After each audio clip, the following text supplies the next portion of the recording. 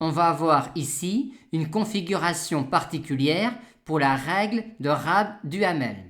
Dans cet exercice, UN est une suite de termes strictement positifs, tels que UN plus 1 sur UN soit égal à 1 moins K sur N plus Vn, où Vn est le terme général d'une série absolument convergente. Dans la question petit a, on nous demande de montrer que cette quantité-là est le terme général d'une série absolument convergente. On démarre naturellement ainsi. Maintenant, on ne connaît pas un développement asymptotique de Vn, mais on peut dire que cette quantité-là tend vers 0 quand n tend vers plus infini, vu que Vn est le terme général d'une série absolument convergente, donc convergente. On va donc tout de même pouvoir donner une écriture asymptotique de cette quantité-là. Et apparaît alors ici Vn. Vn étant le terme général d'une série absolument convergente, et étant donné que cette quantité-là est équivalente à celle-là, si on montre que l'on a ici le terme général d'une série qui converge, on pourra alors dire que l'on a ici le terme général d'une série absolument convergente, étant donné qu'une combinaison linéaire de termes généraux de séries absolument convergentes est encore le terme général d'une série absolument convergente. Or, en développant cette quantité-là, on obtient ici un terme général d'une série qui converge.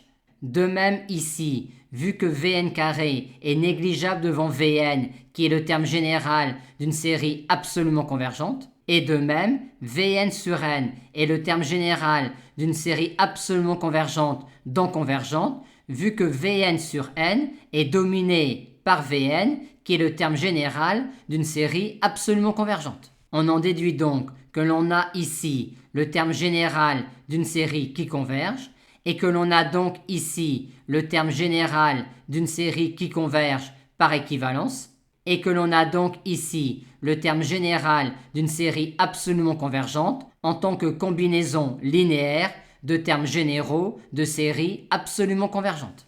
On nous demande maintenant de déduire qu'il existe un réel lambda forcément strictement positif, tel que un soit équivalent à lambda sur n puissance k. Pour cela, on va montrer que la suite un multipliée par n puissance k converge vers un réel lambda strictement positif en montrant que la suite ln de n puissance k un converge. Et pour établir un lien avec la question précédente, on va, pour montrer que la suite Vn converge, montrer que la série de termes généraux Vn plus 1 moins Vn converge. Et pour cela, il suffit de remplacer ln de 1 plus 1 sur n par son écriture asymptotique.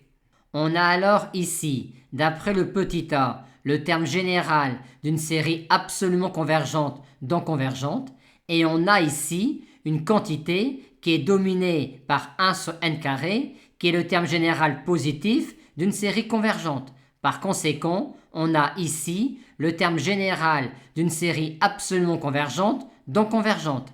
Et on a donc finalement ici le terme général d'une série qui converge. On en déduit donc que Vn plus 1 moins Vn est le terme général d'une série qui converge, ce qui revient à dire que la suite Vn converge, et que donc la suite nk un converge et converge vers un réel lambda strictement positif, ce qui nous permet de répondre à la question posée. Et on en déduit alors facilement le comportement de la série de termes généraux un en se servant de la convergence des séries de Riemann.